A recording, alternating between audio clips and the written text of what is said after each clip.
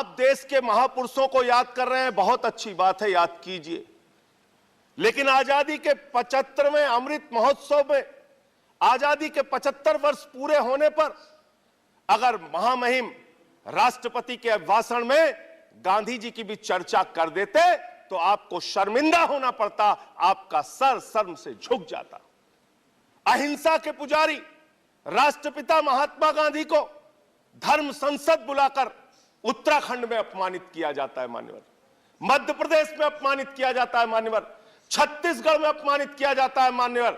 मैं कहना चाहता हूं, अगर यह सरकार गोडसे की विचारधारा पर चल रही है तो मुझे कुछ नहीं कहना, लेकिन अगर गांधी के प्रति जरा भी सम्मान है तो उन लोगों के खिलाफ मुकदमे दर्ज करके उनको जेल के सीखचों के पीछे डालना चाहिए। यह राष्ट्रद्रोह है मान्यवर।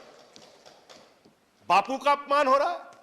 दुनिया के किसी देश में चले जाइए, आप कहते हैं हम भारत से आए, लोग कहते हैं गांधी जी के देश से आए।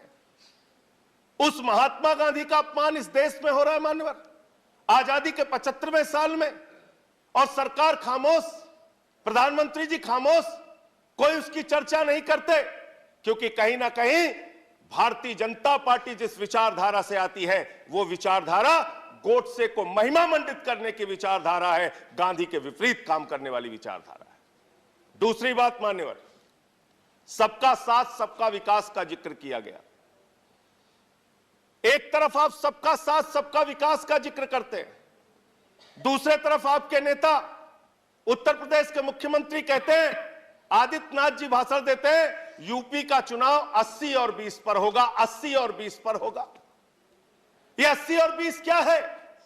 मैं आपसे पूछना चाहता हूं बड़ी विनम्रता पूर्वक, वो कोरोना की महामारी में जो लाखों लोग मारे गए वो 80 में आते हैं कि 20 में आते हैं? वो किसान जो 1 साल तक सड़कों पर बैठा रहा, 750 किसान शहीद हो गए, वो 80 में आते हैं या 20 में आते हैं? वो खुशी दुबे उत्तर प्रदेश की बेटी जो 1.5 साल से जेल में सड़ रही है, वो प्रभात मिश्रा जिसका फर्जी इनकाउंटर हो गया, वो हाथरस की बेटी जिसको रात में 2 बजे जला दिया गया, वो नौजवान जो लाठियों से पीटे जाते हैं मान्यवर, वो 80 में आते हैं या 20 में आते हैं? ये 80 और 20 में हिंदुस्तान को बांटना बंद करो, गरीब बच्चों के फीस पे चर्चा करो, तरक्की पर चर्चा करो। आप किस ओर हिंदुस्तान को लेकर जाना चाहते हैं? क्या आप करना चाहते हैं? आपने श्रेष्ठ भारत कहा, 17वें पॉइंट को मैं पढ़ रहा था मैंने, श्रेष्ठ भारत, और इस श्रेष्ठ भारत के साथ आप क्या कर रहे हैं? माननीय गृह मंत्री जी बयान देते हैं मुजफ्फरनगर में जाके, दंगे याद है ना? हाँ, आप 4 मिनट बोल चुके हैं मान्यवर। प्लीज, जिसके एक मेंबर है, जिसके एक मेंबर है, एज पर रूल्स जा रहा हूं, please as per rules, 10 as per rules, नहीं मेरे साथ न्याय कीजिए सर, एज पर रूल्स। मैंने आपका नाम लेट से आया, मैं आपको अवसर दे रहा हूं। एक मेंबर है, अगर आप नहीं, अगर आप, मैं उस पर बहस नहीं करना चाहता, मैं रूल्स के अनुसार आपको मौका दे रहा हूं, नहीं तो मैं दूसरे किसी को आमंत्रित करूंगा। 2 मिनट में करें आपको ऑलरेडी 4 मिनट बोल चुके हैं, प्लीज।